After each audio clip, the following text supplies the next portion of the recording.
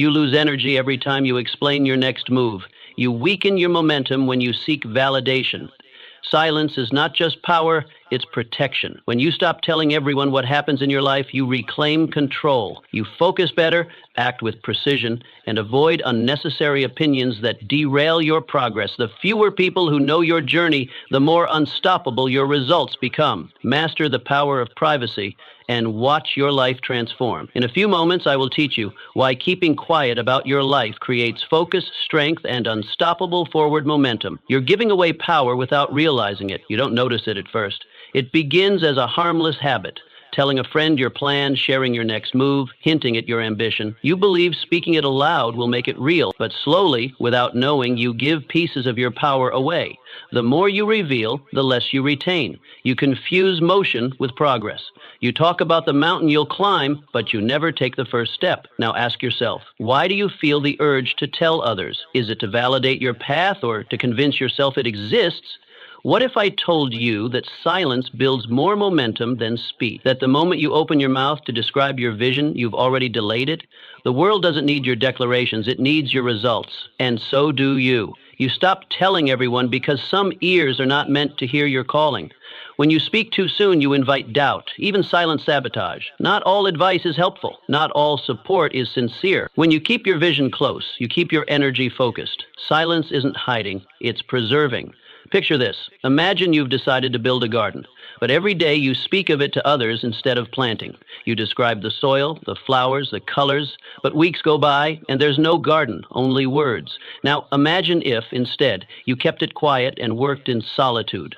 One morning your neighbors wake up and see blooming beauty they never saw coming. Which path builds more power? So ask yourself, are you planting seeds or just talking about gardening? The more you speak, the more you weaken your will. You were not born to explain yourself. You were born to do something so undeniable it needs no words. Every time you speak of what you're going to do, you borrow energy from your own future. You inflate your ambition with empty breath, and like a balloon, it drifts higher but becomes more fragile. You might believe that telling others creates accountability, but does it? Or does it just feed your ego, satisfied with applause before the performance has even begun? There's an ancient strength in restraint. The silent builder, the patient hunter, the quiet craftsman. Each knows that power grows in privacy, that stillness sharpens the blade. What is this really about? It's about keeping your word to yourself. When you speak too much, you give others the chance to discourage, distract, or even derail you. But when you move in silence, your work speaks volumes before you ever utter a sentence. Imagine this. You tell everyone you'll rise before dawn and train. They nod. Some support you. Some doubt you. Some secretly hope you fail. But now you've tied your discipline to their reactions. If they mock you, you might stop. If they cheer too soon, you might feel done. But what if you told no one and let your sharpened body and focused mind reveal the truth later? You ask, why do I want to tell? Do I need applause or results? Would you rather be praised for your potential or respected for your outcomes? Don't speak your greatness into the air. Build it into the ground beneath your feet. Your journey is not a performance. This path is not a stage. Yet too many walk as if the world is watching, waiting for approval, performing their growth instead of living it. But success is not theater. It is quiet struggle. It is silent war within. When you turn your life into a performance for others, you lose touch with your own desires. You begin to bend your goals to fit someone else's applause. You forget why you started. You trade authenticity for approval, and in doing so, you walk someone else's path, never your own. Why must you stop telling everyone? Because their eyes are not your compass. Their cheers are not your purpose. You do not need witnesses, you need conviction. And conviction grows in solitude. What happens when you stop performing? You stop worrying how it looks. You start focusing on how it feels. You begin making choices that align with your mission, not their admiration. And your energy, no longer drained by the need to be seen, begins to rise. Picture this. You decide to write a book. You start sharing quotes, talking about pages, showing glimpses of chapters, but you never finish. The performance exhausts the purpose. Now, picture the opposite. You go quiet. You write, you revise, you finish. One day you place the book in someone's hands and it speaks for itself. Which version wins? So I ask you, are you building a legacy or narrating a fantasy? Silence attracts strength. Noise invites doubt. There is something magnetic about the man who says nothing, the one who doesn't need to announce his every plan. He moves in stillness, but there's fire behind his eyes. His silence says, I know where I'm going. I don't need you to. The world doubts what it hears too soon. When you speak your dreams aloud, you open them up to the winds of opinion, and most winds do not carry, they scatter. People project their fears, their failures, their disbelief, and if you are not armored in silence, their doubt becomes yours. You keep quiet because noise weakens your focus, because stillness breeds certainty, because inner conviction must be protected like a flame from the wind. Imagine this. You're building a bridge across a canyon. The wood is fragile. The ropes are thin. If you shout about the bridge before it's built, a crowd gathers. They criticize the design. They question the length. They call it impossible. The noise distracts you. The pressure weakens your hand. But if you build in silence, when it's done, they will walk across in awe. You don't need to prove your path. You need to walk it, unshaken. Let your silence grow roots. Let your steps, not your speech, echo. What if the most powerful thing you ever did was keep your mouth shut until your actions made the noise? Not everyone deserves to know your next step. You think everyone deserves to know what you're doing, what you're dreaming, where you're headed? But the truth is, most people do not deserve that access. Not everyone is equipped to hold your vision with care. Some ask out of genuine concern, but many ask with other motives: curiosity, control, comparison. They don't ask to cheer you on. They ask to calculate your pace, to make sure they're ahead, or to prepare the hooks that will pull you back down when you start to rise. When you share too much, too early, you give away your advantage. You let outside voices speak into something sacred, something still forming. You hand over the raw blueprint of your soul, and others start scribbling on it with their own doubts, their own fears, their own unresolved failures. And before long, you look at your dream through their eyes, not yours. You start to hesitate, not because you're unsure of your purpose, but because they made you unsure of your path. You begin to shrink, not because your vision is small, but because the room you spoke in was too shallow to hold it. So you must learn this truth. Your journey is not for public consumption. Your dream is not an announcement. It's a covenant. And not everyone who smiles at you is safe. Silence is not secrecy. It's sovereignty. It's protection. It's wisdom. When you keep your vision close, you let it grow without interference. You preserve its power. You protect your momentum. And most of all, you keep your edge. Because no one can prepare for what they can't predict. Consider this. Imagine you're planning a big move. A new city, a new job, a new chapter. You tell everyone. Some clap, some laugh, some warn you of every risk they can imagine. You start doubting, you delay, and eventually you stay. But what if you had packed quietly? What if you made no announcements, answered no probing questions, gave no explanations? What if one morning you simply left? No noise, no drama. And what if months later they hear about your success, not from you, but from the ripple effect of what you've built? That's power. That's control. That's how legacies are born, not through declarations, but through demonstration, through silent execution, through action without applause. So ask yourself this: before your next conversation, before your next update, before your next vulnerable share, do they need to know, or do you need to move? Do they need to hear it, or do you need to live it? Because most times the answer isn't tell them, it's show them, quietly, powerfully, unapologetically. Let your next step be invisible. Let your transformation be private. Let them wonder where you went, because what really matters is where you arrived. People can't ruin what they don't know. The fewer people who know your next move, the safer your mission becomes. Not because you are hiding, and not because you're afraid, but because you understand the value of protection.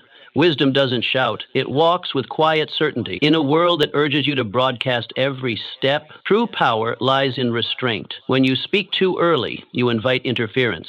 You swing the door open, and you never know who walks through. It might not be a critic. It might not even be someone with bad intentions. All it takes is one whisper, one raised eyebrow, one well-timed, "Are you sure?" to plant a seed of doubt where there was once conviction. You think silence is weakness, but that's a lie. Silence is armor. It is the stillness that guards your fire while it's being built.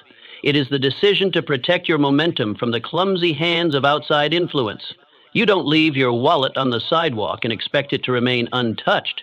So why would you leave your vision out in the open, exposed, unguarded, and vulnerable? Your dream is more valuable than gold. It deserves privacy. It deserves protection. People don't always sabotage with words that sting. They do it quietly, in the pause after you share something sacred, in the hesitant tone when they say, "That's ambitious," in the advice masked as concern. They don't have to tear you down. They only need to make you pause long enough to start doubting yourself. And that pause, that's when your focus slips. That's when the flame dims. That's when hesitation creeps in. Not because your dream isn't right, but because you shared it in the wrong room. So ask yourself, why risk it? Why explain what isn't ready? Why seek validation from people who don't see what you see? Some will laugh, yes. Others will try to imitate you. But most will just pour their fear into your soil. And fear kills faster than failure ever could. They don't mean to hurt you, but their small minds cannot stretch to match your big vision. So they poke holes in it until you deflate. Picture a blacksmith forging a blade. The fire is hot, the hammer is steady, but too many onlookers crowd the workshop. One offers advice, another criticizes the curve, a third simply watches in silence, their doubt unspoken but felt. The blacksmith, distracted, misses a beat. The strike is crooked. He burns himself, not because he lacked the strength, but because he lacked solitude.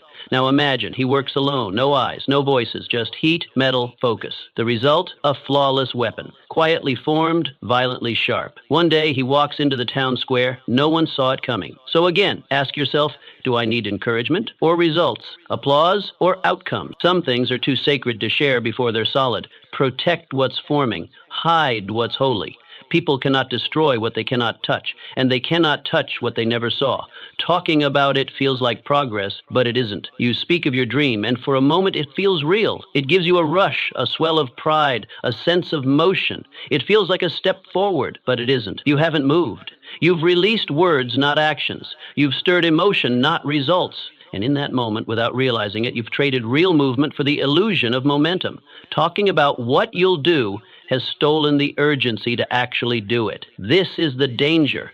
The more vividly you describe the future, the more your brain mistakes imagination for progress. You talk about the book you'll write, the business you'll start, the discipline you'll master. You feel the satisfaction of ambition, and your mind believes the work has already begun. But nothing has moved. No pages written, no sweat spilled, no effort invested, just noise, just dreams dressed up as declarations. You've bought yourself a dose of accomplishment you didn't earn, and now you're less hungry to actually work. That's the trap. And it's everywhere. Our culture rewards the promise more than the product. We admire vision even before it's built. We cheer for the person who says, "I'm going to change everything," even if they never take a single step. But your mind must know better. You must be ruthless with yourself. If it's not real, don't speak it. If it's not done, don't display it. Your words should never arrive before your work, because every time you talk without acting, you rob your future of its fire. Why is this so easy to fall into? Because praise is addictive. You tell someone your plan. They say that's brilliant. They admire your ambition. You feel seen, elevated, powerful. And in that rush, your hunger fades. You feel full, but you've taken no bite. You've done nothing but describe a dish you haven't cooked. And your body, your mind, your purpose, they're still starving. Real builders don't need that hit. They don't wait for applause. They don't chase admiration. They chase completion.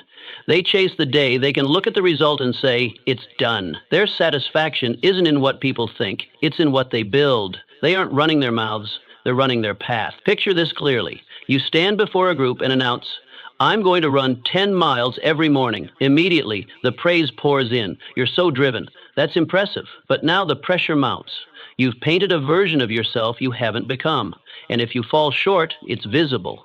The weight of expectation turns your ambition into anxiety. You quit because now you're running from judgment, not toward excellence. But now, picture the opposite. You say nothing. You wake early. You lace up. You run. You return. Day after day, quietly. No promises, no performance, just sweat and progress. And one day someone looks at you and asks, "What changed?" You smile and say nothing. Because real change doesn't require an announcement. So ask yourself, do you want to feel good today or win tomorrow? Do you want the illusion of greatness or the grit of reality? If it isn't done, don't speak it. Let your work be the proof. Let your actions be the noise. Replace empty praise with actual power. Don't trade your fire for applause, because the dream is sacred and it deserves to be earned, not announced. A dream spoke too soon is a dream stolen. Some dreams don't die in the battlefield of failure. They're stolen before they've even begun, not by enemies, not by critics, but by your own unguarded voice. You speak of it too soon. You open the door before it's time. And the moment the words leave your mouth, they no longer belong fully to you. The world hears it, snatches it, twists it, and before long the dream feels foreign, shaped more by others' opinions than your original intent. What was once yours now seems distant, fragile, doubtful, because when a dream is new, it is delicate. Like a seed just planted, it needs to stay underground for a while. The light is too harsh, the world is too noisy. It doesn't take much, a mocking smile, a raised eyebrow, a well-meaning but misplaced suggestion, to pull it out of the soil before it ever takes root. A root does not grow on the surface. A spark does not become fire when exposed to the wind. The early stages of anything sacred require darkness, solitude, protection.